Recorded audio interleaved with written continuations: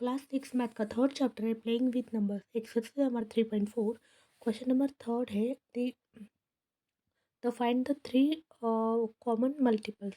6 and 8 में सबसे पहले क्या है, 6 का टेबल लिखना है। 6 1 6, 12 18 24 30 36 42 48 54 60 66 and 72 and 80 एंड 8 के जो फैक्टर्स है टेबल लिखना है सबसे पहले।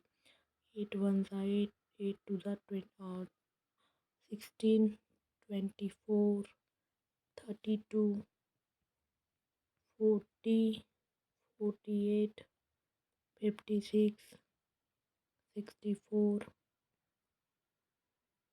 72 and 80। तो 3 कॉमन मल्टीपल हमें फाइंड करना है।